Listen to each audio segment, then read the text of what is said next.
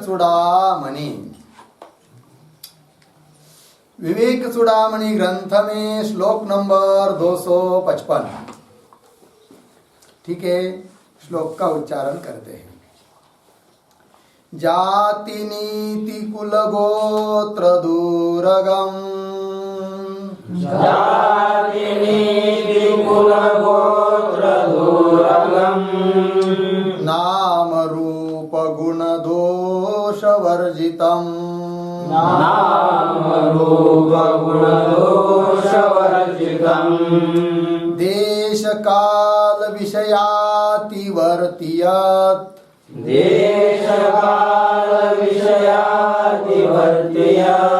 ब्रह्म तत्त्वमसि भावयात्मनि, ब्रह्म तत्त्वमसि भावयात्मनि।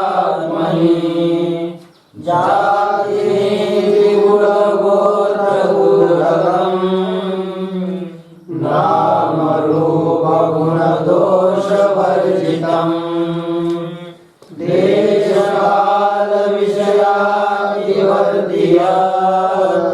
ब्रह्म तत्त्वमसि भावयात्मनि। जाति नीति कुल गोत्र दूरगम, नाम रूप गुण दोष वर्जितम, देश काल विषयातिवर्ती यत् ब्रह्म तत्त्वम् असि भावय आत्मनि। अन्वय, पहली 3 पंक्ति सरल है। जाति नीति कुल गोत्र दूरगम, नाम रूप गुण दोष वर्जितम, देश काल विषयातिवर्ती यत् ब्रह्म तत्त्वम् असि, अंतिम में आत्मनि भावय। ठीक है, चलिए भाई। तो कह रहे कि ऊपर बताया था कि तत्वमसि इत्यादि महावाक्यों के द्वारा जीव ब्रह्म का अभेद प्रतिपादन किया जाता है और वह ब्रह्म तत्व शुद्ध बुद्धि से ही जाना जाता है और ब्रह्म को छोड़कर दिखाई देने वाला जितना भी जगत है वो ब्रह्म से अतिरिक्त नहीं है। दृष्टांत देकर समझाया था, मिट्टी का कार्य घटाधिक मिट्टी से अतिरिक्त हो नहीं सकते, और दो भी अलग रूप से जो प्रतीति हो रही है जगत की, वो तो स्वप्न पदार्थ की तरह मिथ्या है। इन सब बातों को बताया, फिर अंतिम में उपदेश किया था कि तस्मात् शांतम प्रशांतम अमलम अद्वयम ब्रह्म तत्त्वम् असि। इस प्रकार का जो ब्रह्म है, अद्वय स्वरूप, प्रशांत, अविद्यादि मल रहित, वही तुम हो, ये कहा था। अब उसी ब्रह्म तत्व का स्पष्ट रूप से बोध कराते हुए जीव ब्रह्म ऐक्य का आविष्कार करा रहे, बता रहे स्पष्ट रूप से। तो ब्रह्मानुसंधान धारा बन जावे, अहम ब्रह्मास्मि निश्चय हो जावे। इसलिए अब 8-10 श्लोक के द्वारा यहाँ से ब्रह्म तत्व का स्पष्ट बोध कराते हुए जीव ब्रह्म का ऐक्य बता रहे हैं। ठीक है, देखिए एक एक बात को। तो कह रहे हैं जाति नीति कुल गोत्र दूरगम। तो देखिए तीसरे लाइन में पद आया है ब्रह्म, है ना। उस ब्रह्म की ये सब विशेषण है। कैसा ब्रह्म? तो नंबर 1, जाति नीति कुल गोत्र दूरगम यद ब्रह्म, ऐसा जो ब्रह्म है। पुनः कैसा जी? नाम रूप गुण दोष वर्जितम यद ब्रह्म। पुनः कैसा जी? देश काल विषयातिवर्ती यद ब्रह्म। हो गया, ऐसा जो ब्रह्म है वही तुम हो, तत्त्वम् असि। फिर क्या करे उसका? है तो है, नहीं नहीं, आत्मनि है कि नहीं। देखिए एक एक बात को देखते हैं। तो पहला पद आया है जाति नीति कुल गोत्र दूरगाम, मिला। तो उसका क्या तात्पर्य है? तो जाति, जाति शब्द से लेंगे ब्राह्मण्यादि जाते हैं, ठीक है। ब्राह्मणत्व, क्षत्रियत्व आदि आदि जाति, जो भी कुछ जाति हो वो सब जाति लेना है। नीति शब्द से लेंगे राजनीति, धर्मनीति इत्यादि।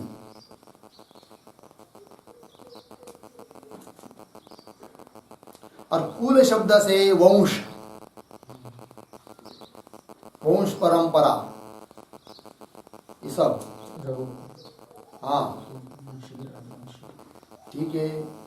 अब गोत्र, मूल पुरुष जहां से चालू हुआ है अपना वंश, उसी नाम से गोत्र चलता है।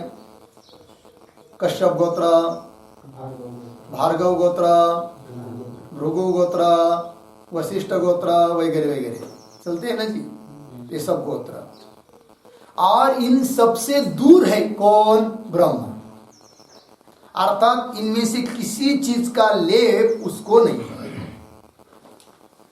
जाति नीति कुल गोत्र दूरगाम, क्यों भाई?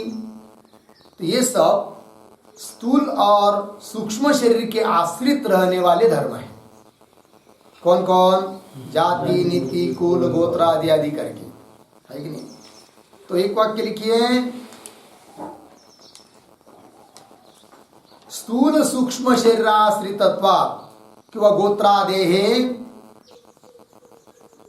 कैसे लिखेंगे? गोत्रादेहे स्थूल सूक्ष्म शरीराश्रितत्वात्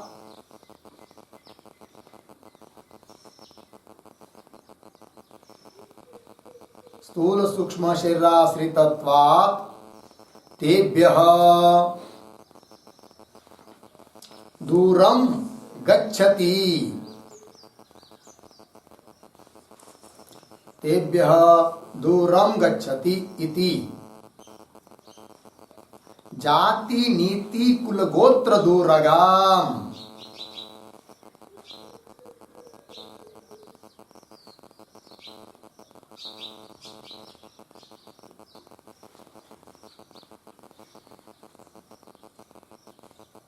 वाह, जाति नीति कुल गोत्र दूरगम, पूर्ण श्रुति उसके लिए। अग्राह्यम अगोत्रम अवर्णम, मुंडकोपनिषद 1.6।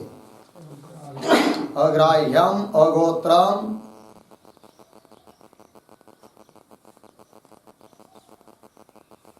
अवर्णम इत्यादि, मुंडकोपनिषद 1.6। अर्थ देखिए, तो क्या क्या बताया? जाति नीति कुल गोत्र, इन सबसे दूर है ब्रह्म, क्योंकि ये सभी धर्म किसके आश्रय से रहने वाले हैं? स्थूल शरीर अथवा सूक्ष्म शरीर। नीति वगैरह सूक्ष्म शरीर है, शरीर के धर्म है। जाति कुल गोत्र ये सब क्या?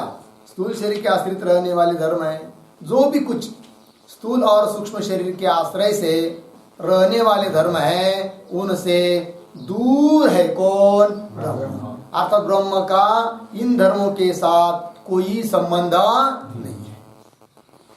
इसीलिए यदि किसी को अभिमान हो, अहंकार हो, जाति का, नीति का, विद्वत्ता का, ठीक है ना जी, ज्ञान का, कला का, किंवा कुल का, किंवा गोत्र का, क्या होता है? बहुत लोगों को क्या होता है? बहुत अहंकार होता है। मैं अमुक जाति का हूँ, मेरी जाति श्रेष्ठ है, तुम्हारी कनिष्ठ है, वगैरह वगैरह, है कि नहीं? मैं ब्राह्मण हूँ, मैं क्षत्रिय हूँ, मैं अमुक हूँ, मैं तमुक हूँ। ये कुछ नहीं है। ये सब किसके धर्म है? शरीर के हैं। और शरीर कोई आत्मा है क्या? आत्मा का और शरीर का कोई संबंध नहीं, काड़ी मात्र भी संबंध नहीं है कि नहीं? दूसरे के धर्म आपने भी मान लेंगे तो क्या होगा? भटका बैसेगा, बैठेगा, है कि नहीं? चोर म्हणून त्याला मारणार पर कौन? यम। दूसरे का धन जेब में डाल दिया, चल पड़े तो क्या होगा? उसका परिणाम, है कि नहीं? तो भोगना पड़ेगा ना। ये सब किसके धर्म है जी? शरीर के है। और शरीर कब का है? आप भी का है। कल परसों इसको उत्पन्न हुआ, कल परसों नष्ट हो जाएगा। क्या इसका संबंध है? माती हो जाएगी इसकी, कोई पूछेगा भी नहीं इसको, कीड़े भी नहीं खाएंगे जल्दी, बोलेंगे ए 2 दिन हो गए, वास हो गए, हम नहीं खाएंगे, चलो चलते हैं आगे। ये इतना घृणित है कौन? ये शरीर। और उसका अभिमान पकड़ के बैठते लोग, क्या मैं क्या हूँ, अमुक जाति का हूँ, मैं मराठा हूँ, मैं अमुक हूँ, मैं ब्राह्मण हूँ, मैं क्षत्रिय हूँ, मैं पांचाल सुतार हूँ।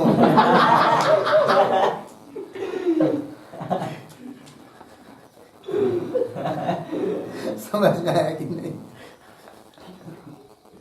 ये सब क्या है जी? इससे दूर है कौन? कौन दूर है? हाँ, ये बोलो ना वीर, है कि नहीं? चलो, ये बार बार फिर डबल बोलने पर समझ में आता है। डबल बोलने की जरूरत नहीं पड़नी चाहिए, सिंगल में ही काम होना चाहिए। समझ में आया कि नहीं? चलो भाई, जाति नीति कुल गोत्र दुर्गम, और कैसा? और आगे का विशेषण देखिए, नाम रूप गुण दोष वर्जितम। उसको नाम भी नहीं है, किसको? मेरे को नाम नहीं है। नाम है तुमको? बेनाम। नाम नहीं है, कुछ नाम नहीं है। नाम रहित है। और रूप नहीं है, काला नहीं है, गोरा नहीं है, पीला नहीं है, कोई नहीं है रूप। किसको? मेरे को। किसको नहीं है रूप? बोलते जाओ भाई, बोलने से नहीं बोलेंगे समझ में कैसे आएगा? तो बोलना पड़ेगा ना, तब समझ में आएगा हमको कि समझ में आ रहा है करके। तो किसको रूप नहीं है? मैं को। संदेह क्यों हो रहा है? निस्संदेह होना चाहिए ना बोध, मेरे को रूप नहीं है, मैं परिचिन्न नहीं हो। परिचिन्न कौन है? पता नहीं हमको कौन है, तो उसका हमारा क्या संबंध है जो परिचिन्न है? मैं तो कैसा हूँ? व्यापक भी हो, यही भी शब्द जो बोला जा रहा है वो परिचिन्न पदार्थ के सापेक्ष। वस्तुतः ये भी धर्म मेरे में नहीं है। समझ में आया जी? चलिए फिर, नाम रूप रब समझ में आया क्या जी? आगे क्या है? गुण। कोई गुण मेरे में नहीं है। गुण रहेगा तो गुण गुणी भाव हो जाएगा, और जहाँ गुण गुणी भाव होता है वहां क्या होता है? विनाश। नाशवान वस्तु होती वो जिसमें गुण गुणी भाव होता है। आत्मा में कोई गुण गुणी भाव नहीं है, उसके लिए कोई गुण नहीं है, और वह न किसी का गुणी है। गुण जिसमें रहते हैं उसको बोलते हैं गुणी। आत्मा में कोई गुण रहता तो आत्मा को कर सकते थे कि आत्मा क्या है? गुणी है। किंतु आत्मा में कोई गुण नहीं है, इसलिए गुणी भी वो नहीं है। वही नाम रूप गुण दोष। अच्छा, गुण नहीं है तो फिर दोष है क्या? गुण नहीं, इसका मतलब दोष है, ऐसा कहने में तात्पर्य नहीं है। उसमें गुण भी नहीं है और कोई दोष भी नहीं है। लग गया जी? नाम रूप गुण दोष वर्जितम। बोलेंगे क्यों, कैसे? श्रुति का प्रमाण, केवलो निर्गुणश्च, श्वेता श्वेतर उपनिषद। आत्मा कैसा है? केवल है, निर्गुण है, गुण रहित है। केवलो निर्गुणश्च, श्वेता श्वेतर 6.11। और कैसा है आत्मा? बता रहे, देश काल विषयातिवर्ती। मिला ना पद? ब्रह्म का विशेषण है आत्मा का, वही ब्रह्म है। देश काल विषय इनसे अतिवर्ती, इनसे अतीत है वो। एक वाक्य लिखते इसके ऊपर, इसका विग्रह लिखते हैं, देश काल विषयान,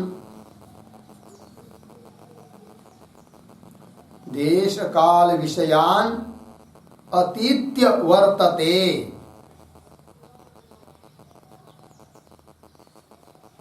अतीत्य वर्तते इति देश काल विषयातिवर्ती। इति देश काल विषयातिवर्ती अनंत्य श्रुते है।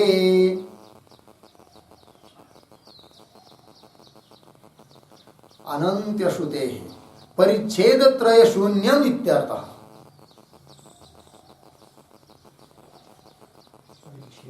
परिच्छेद त्रय शून्यम इत्यर्थः।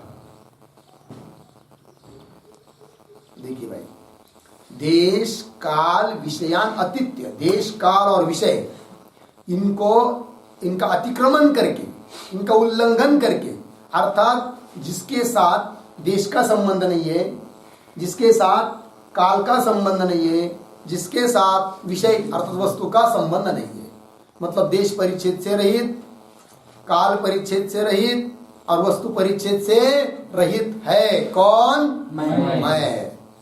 देश काल विषयान अतीत्य वर्तते इति देश काल विषयातिवर्ती।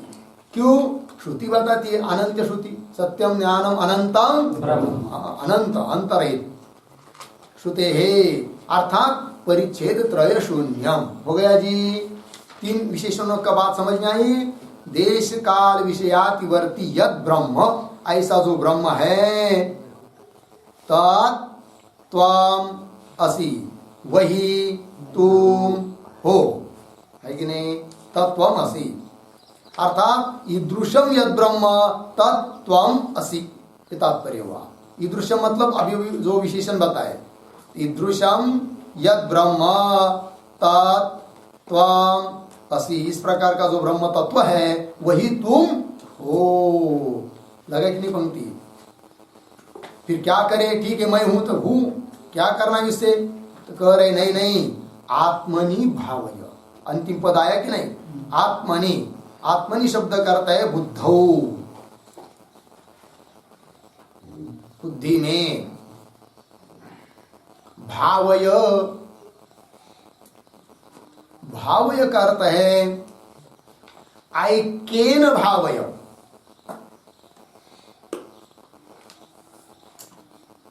ऐक्येन भावय बराबर अनुसंधेहि,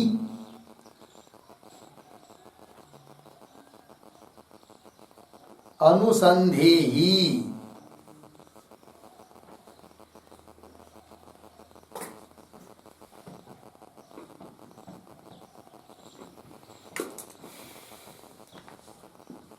हो गया ना? क्या?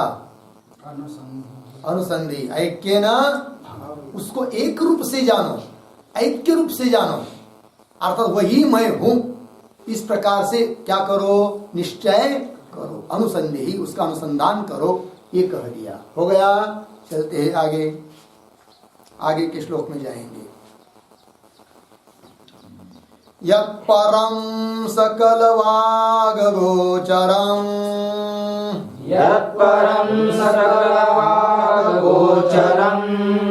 गोचरं विमलबोधचक्षुषः, गोचरं विमलबोधचक्षुषः, शुद्धचिद्घनमनादिवस्तु यत्, शुद्धचिद्घनमनादिवस्तु यत्, ब्रह्मतत्त्वमसि भावयात्मनि, ब्रह्मतत्त्वमसि भावयात्मनि।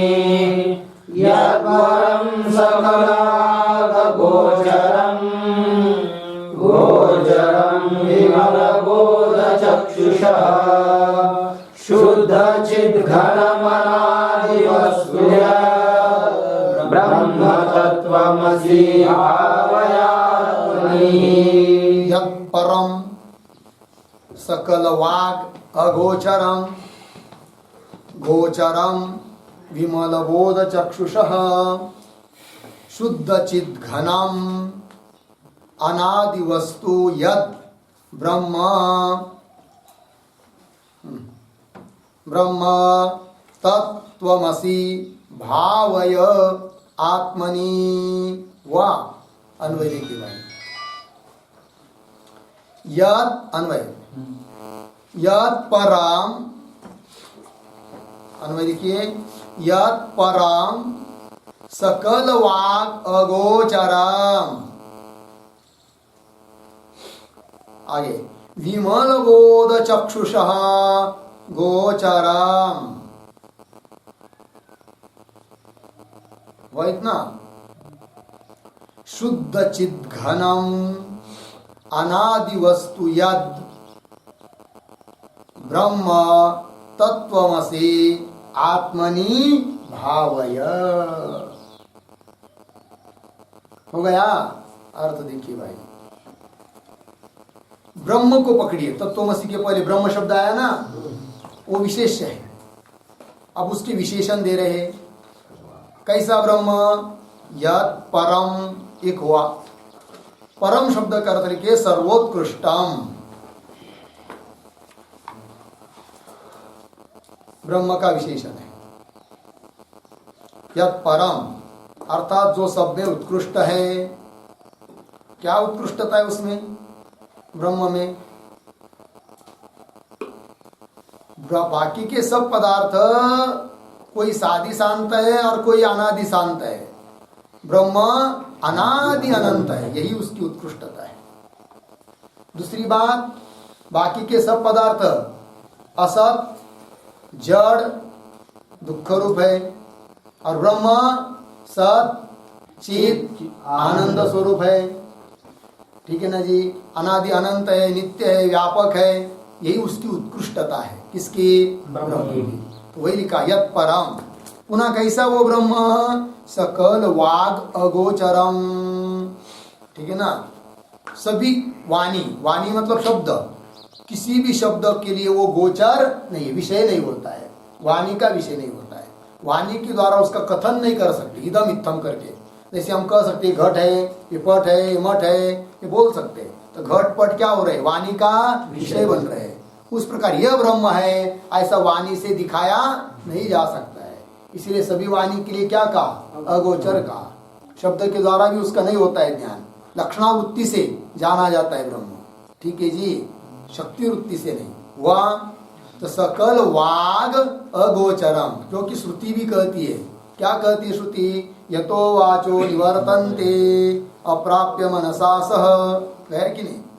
यतो वाचो निवर्तन्ते इति श्रुते, श्रुति कहती है कि जिससे वाणी भी निवृत्त हो जाती है मन के सहित।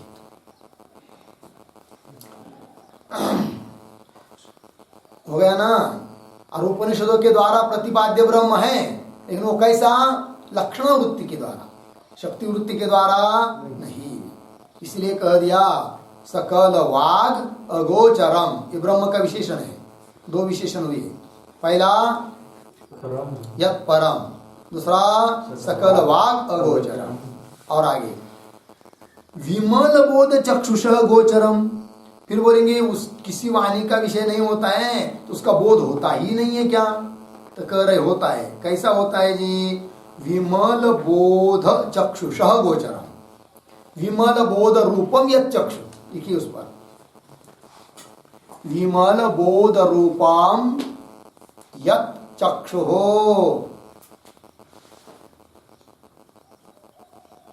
विमल बोध रूपम यत् चक्षुः तस्य गोचरम।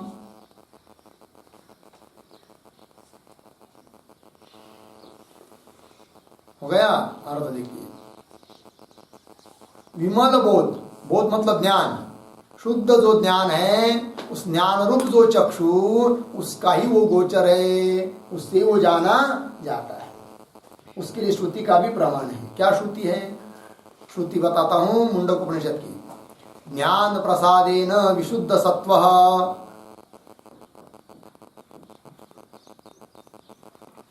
ज्ञान प्रसादेन विशुद्ध सत्वः ततस्तु तम पश्यते, ततस्तु तम पश्यते निष्कलम ध्यायमान।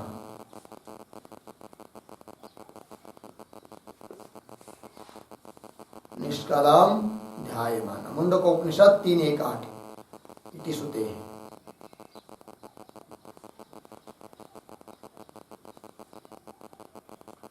देखिए भाई, विमल बोध रूप, शुद्ध ज्ञान रूप जो चक्षु है, उसको, उससे वो जाना जाता है। तो वही लिखा है ज्ञान प्रसादेन विशुद्ध सत्व, ज्ञान रूप प्रसाद से विशुद्ध हुआ है अंतकरण, जिसका सत्व मतलब अंतकरण। ततस्तु तम पश्यते, उसके द्वारा वो जाना जाता है। कौन? निष्कलम ब्रह्म ध्यायमान। ठीक, चलिए, तो हो गया ना? आगे चलेंगे। विमल बोध चक्षुष गोचरम, आगे शुद्ध चिद घनम, कौन? ब्रह्म। ये सब ब्रह्म की विशेषण है। शुद्ध चिद घनम, शुद्ध चिद घनम मतलब क्या? उसका अर्थ लिखिए। शुद्धा बराबर निर्विषया या चित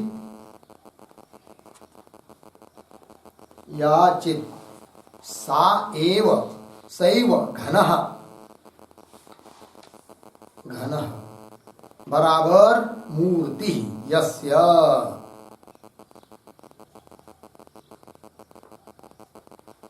तत् शुद्ध चिद घनम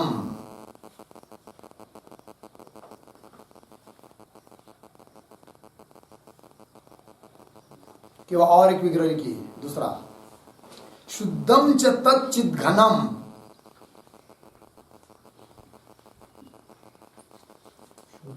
शुद्धम च तच्चिद घनम बराबर निरूपहित ज्ञान स्वरूपम निरूपहित ज्ञान स्वरूपम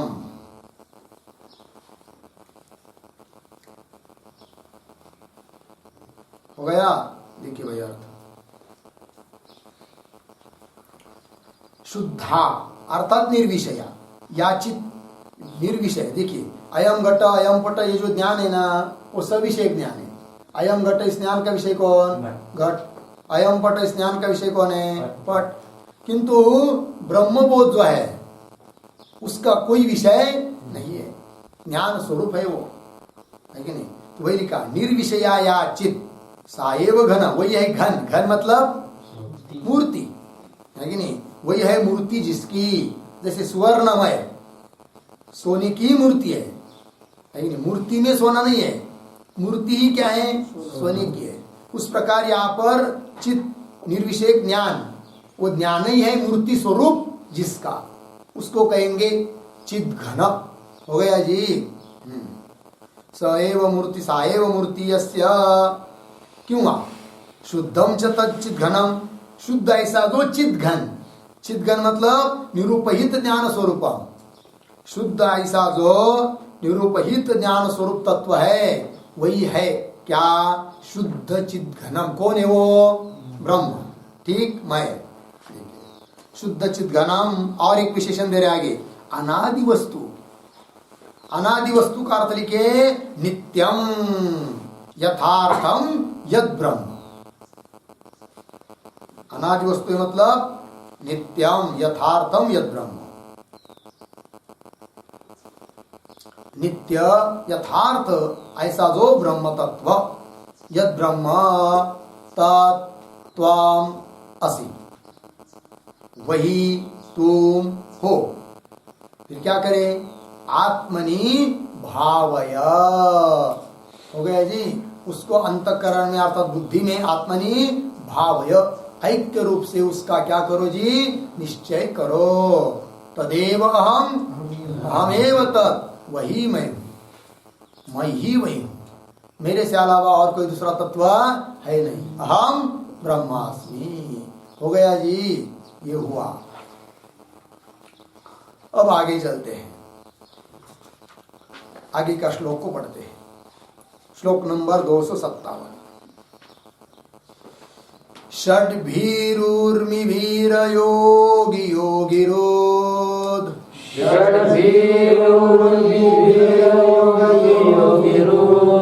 भावितं न करणैर्विभावितं,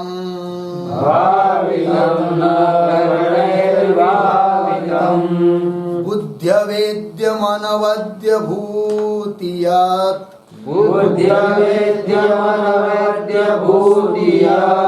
ब्रह्म तत्त्वमसि भावयात्मनि।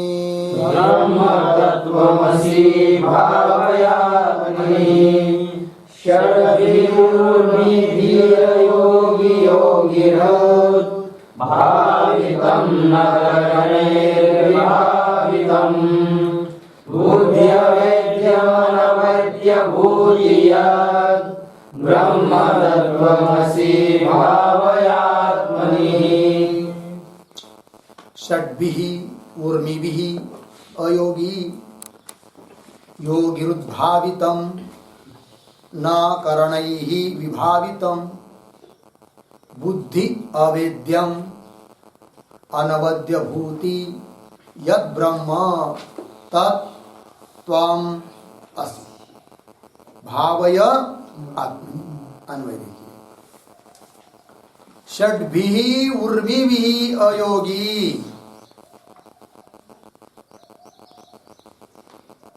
योगिरुद्भावितम् करणैः न विभावितम् करणैः न विभावितम्। वह न नीचे बुद्धि अवेद्यम अनवद्य भूति यत् ब्रह्म तत् त्वम असि। आत्मनि भावय।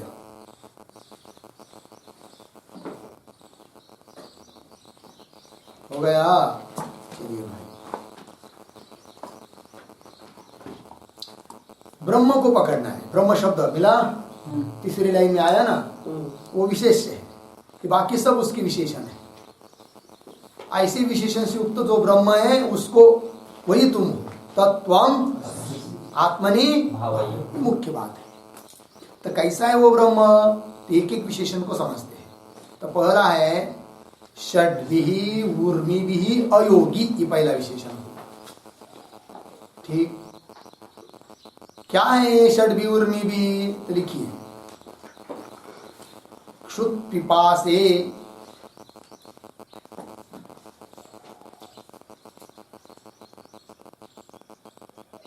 क्षुत् पिपासे शोक मोहौ शोक मोह जरा मृत्यु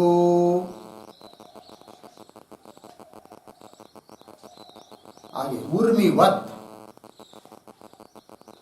बराबर तरंगवत तरंगवत उपरि उपरि संभवन्ति उपरि उपरि संभवन्ति इति एते षडूर्मयः इति कथ्यन्ते।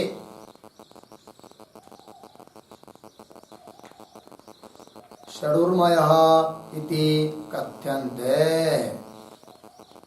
पूर्णविराम। तैः षड्भिः ऊर्मिभिः तैः षड्भिः ऊर्मिभिः अयोगी अयोगी बराबर योग रहितम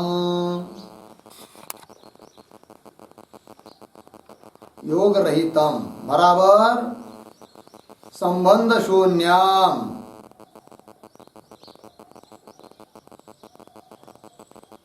पूर्णविराम। क्रमेण क्रमेण प्राण मनः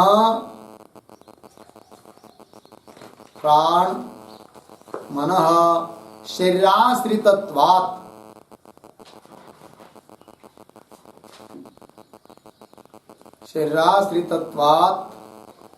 तेषाम् ऊर्मीणाम्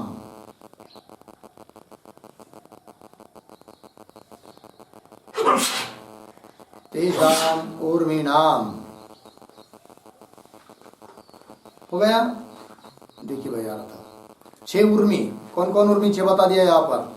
क्षुत् पिपासे मतलब भूख, क्षुत् मतलब भूख, पिपासा मतलब प्यास, तहान, पिपासा प्यास, 2 हुई।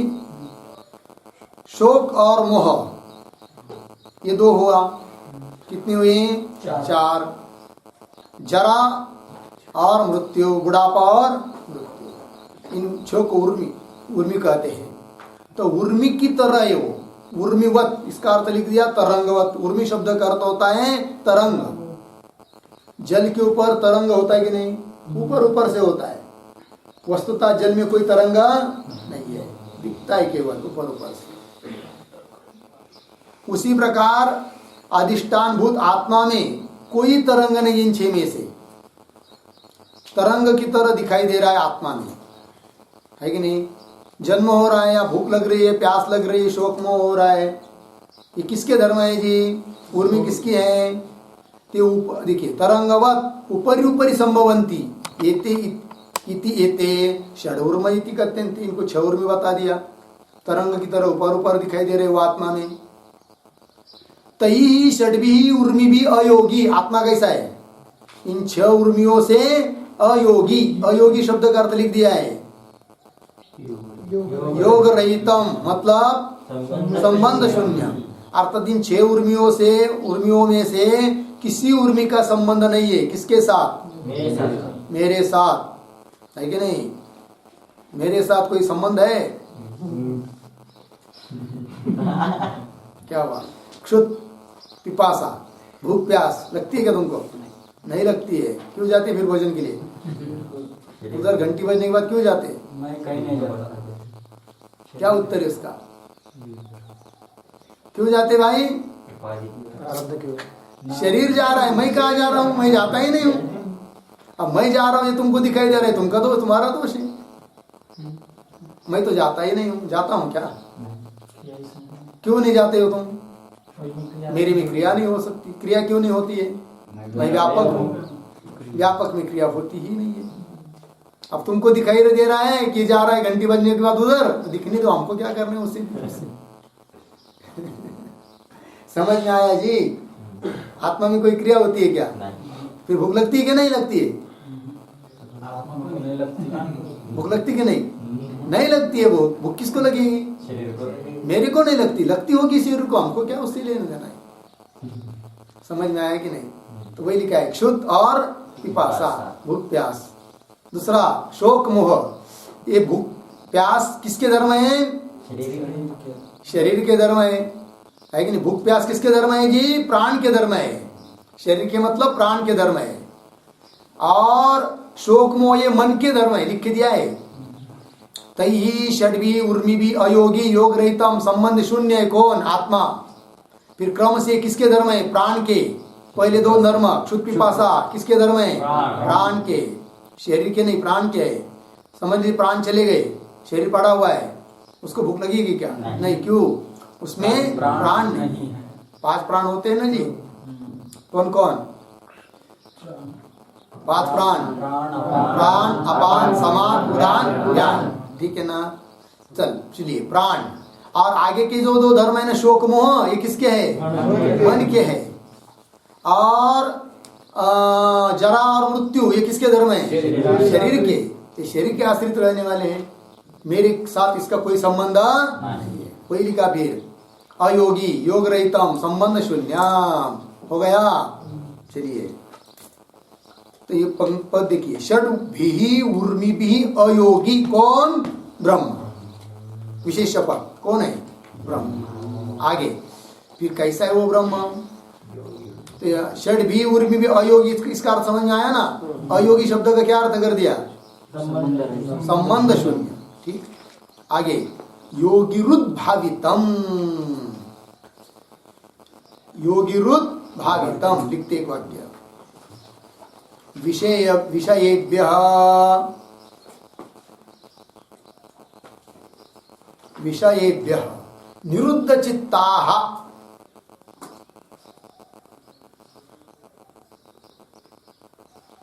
निरुद्ध चित्ताः योगिनः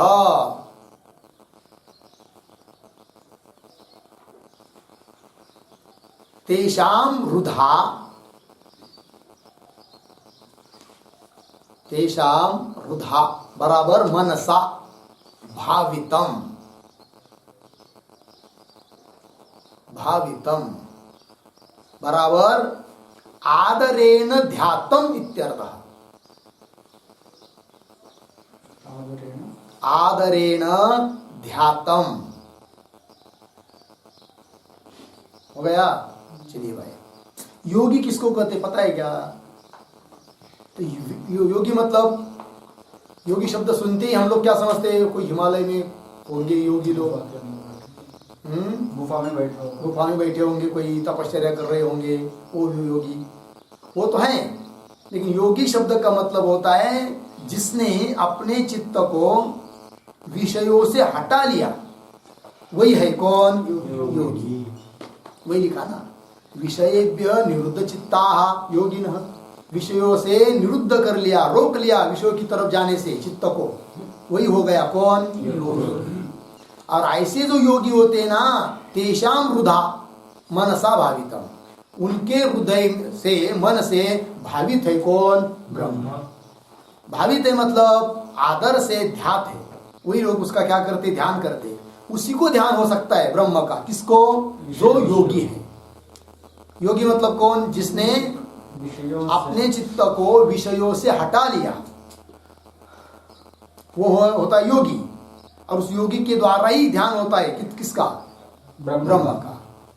ये नहीं हो सकता क्या कि विषय भी संपादन करेंगे और ब्रह्म का ध्यान भी करेंगे, दोनों काम एक साथ हो नहीं सकता, है कि नहीं? एक तो ये होगा, नहीं तो ये होगा। ठीक है ना जी? तो क्या लिखा है? योगी रुद्भावितम। और आगे, और ये विशेषण हुआ ना किसका? ब्रह्म का। कैसा ब्रह्म? योगी रुद्भावितम, दूसरा विशेषण हुआ। आगे, करणैहि न विभावितम। करणैहि, करण मतलब इंद्रियैहि, इंद्रिय के द्वारा न विभावितम, अर्थात न भावितम। आया है कि नहीं? विभावितम, भावितम। न विभावितम का अर्थ है न अवगतम।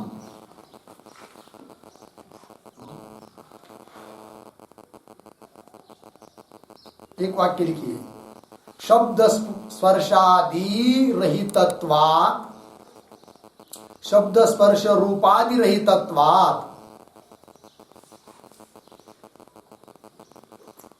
शब्द स्पर्श रूपादि रहितत्वात् करणैहि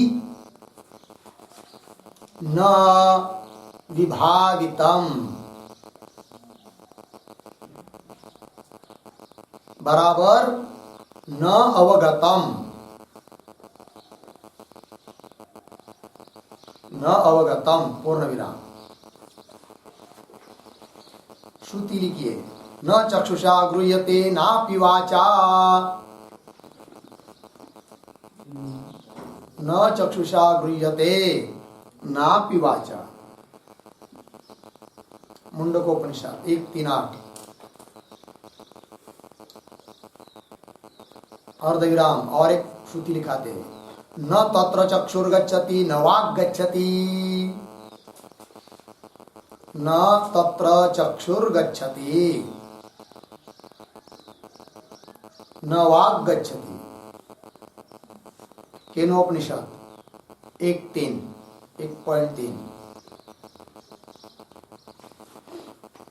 देखिए भाई, तो विशेषण है ब्रह्म का। क्या? करणैहि न विभावितम। ये करण अर्थात इंद्रिय, इंद्रिय के द्वारा वो अवगत नहीं होता है। कौन? ब्रह्म। क्यों? इसका विषय नहीं है। इंद्रियों के द्वारा ब्रह्म क्यों नहीं जाना जाता है? बताओ, कौन बता दे? हाँ, पांडुरंग महाराज। इंद्रियों के द्वारा न विभावित मतलब कि नहीं, क्यों?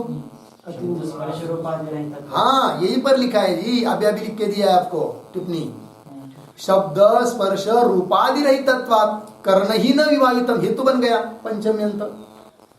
शब्द स्पर्शादि, शब्द स्पर्श रूपादि रहितत्वात्, करण अर्थात इंद्रिय, इंद्रिय के द्वारा गोचर अर्थात इंद्रिय के द्वारा उस वस्तु का ज्ञान होता है जिस वस्तु में शब्द स्पर्श रूप रस कोई न कोई होता है। चक्षु के द्वारा उस वस्तु को जान सकते जिसमें रूप है कि नहीं? श्रोत्र इंद्रिय के द्वारा उस वस्तु को जाना जा सकता है जो शब्द से समझ में आती है कि नहीं? रसन इंद्रिय के द्वारा वो वस्तु जानी जाती है जिसमें रस है, रस को जाना जाता है। ठीक है ना? ब्रह्म में न तो शब्द है न तो स्पर्श है, क्योंकि त्वग इंद्रिय का विषय नहीं होगा फिर ब्रह्म। क्यों? स्पर्श नहीं है। त्वग इंद्रिय का विषय कौन वस्तु होती है? जिसमें स्पर्श हो। ब्रह्म में स्पर्श है क्या? नहीं। इसलिए ब्रह्म त्वग इंद्रिय के द्वारा जाना जाएगा क्या? नहीं। तो लिखा ना फिर, शब्द स्पर्श रूपादि रहितत्वात् रहित होने से करणैहि न विभावितम, न विभावितम न अवगतम न ज्ञातम, अवगत नहीं होता है, ज्ञान नहीं हो सकता है उसका। लगे जी, ऐसा है ब्रह्म। श्रुति प्रमाण दिया उसके लिए। न चक्षुषा गृह्यते ना पिवाचा, ब्रह्म चक्षु के द्वारा जाना नहीं जाता है, वाणी के द्वारा जाना नहीं जाता है। और लिखा है श्रुति, न तत्र चक्षुर गच्छति तत्र चक्षु न गच्छति, वाक न गच्छति, चक्षु वहां पहुंचता नहीं है, वाणी वहां पहुंचती नहीं है। इन सभी इंद्रियों से अतीत है कौन? ब्रह्म। मैं ब्रह्म है कि नहीं? विज्ञातारम, अरे ये न विजानीया, ज्ञान स्वरूप वो ब्रह्म है। उसके कारण इंद्रिय दूसरे को जान रहे, तो उसको कौन जानेगा? कोई नहीं जान सकता, ज्ञान स्वरूप है वो। हो गया कि नहीं? चलिए भाई, करणैहि न विभावितम, लगा इतना? और विशेषण दे रहे ब्रह्म का, कैसा? बुद्धि अवेद्यम। क्या लिखा है जी? बुद्धि अवेद्यम।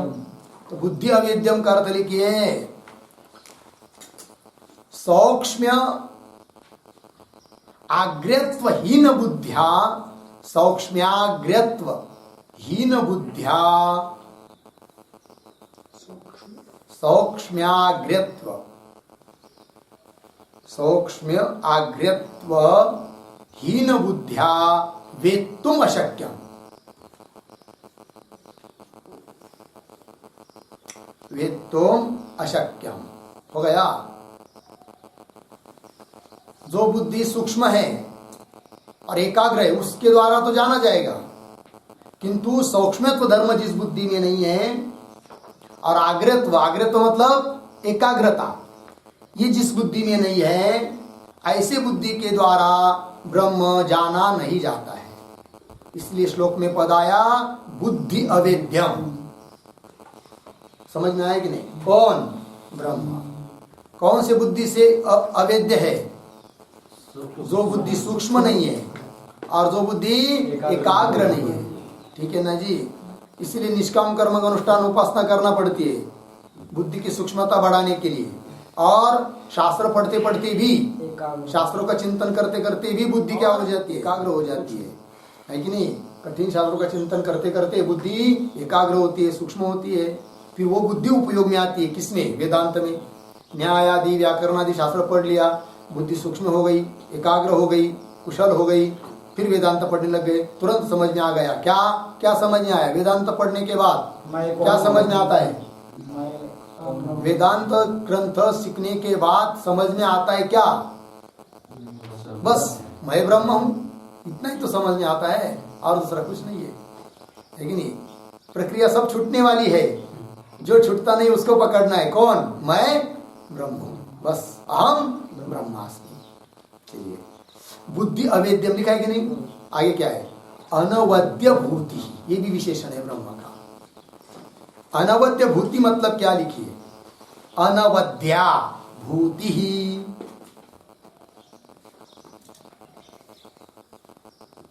अनवद्या भूति ही बराबर महिमा यस्य,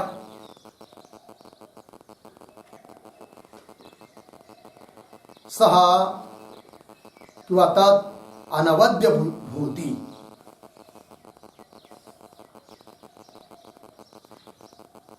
निर्दोष ऐश्वर्यम इत्यर्थः।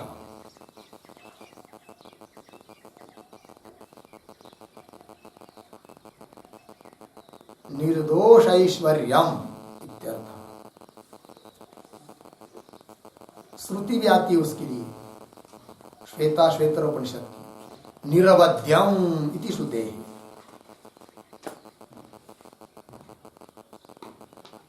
अर्थ समझ लीजिए। अनवद्या भूति, भूति शब्द करते महिमा, जिसकी महिमा कैसी है? अनवद्य, खंडनीय नहीं है, जिसकी महिमा का बाद नहीं होता है, वो जैसी की वैसी है। कोई एक आधा धनिक आदमी होगा, श्रीमंत, महिमा तो है, लेकिन वो कैसी है? अनवद्य नहीं है, खंडित होने वाली है। आज धन है तो कल नहीं रहेगा, किंतु ब्रह्म का जो ऐश्वर्य है वो कैसा है? निर्दोष ऐश्वर्य वाला है। ऐसी अनवद्य महिमा है उसकी, जिसके महिमा का कभी बात होता नहीं है। क्या महिमा है जी उसकी?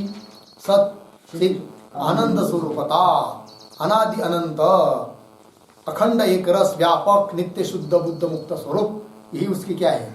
महिमा है। ऐसी महिमा, ऐसा ऐश्वर्य किसका है? मेरा है। ठीक है ना? इतना बड़ा ऐश्वर्य प्राप्त है, होता हुआ भी आदमी रोता बैठता है, रोते हुए बैठता है। क्या? मी भिकारी है, मला पैसेच नहीं, मेरे पास धन नहीं है, मेरे को घर नहीं है, मेरे को कोई पूछता नहीं है, मेरा सब लोग अपमान करते हैं, द्वेष करते हैं, आदि आदि जो भी कुछ हो। अरे किसका द्वेष करेंगे भाई? मेरे से अलावा कोई होगा तब वो मेरा द्वेष कर सकता है, दूसरा कोई है नहीं है, तो द्वेष कौन करेगा और किसका करेगा? समझने में आया? भय किसको लगता है जी? जो अपने से भिन्न किसी को समझता है, और अपने से भिन्न कुछ है ही नहीं है।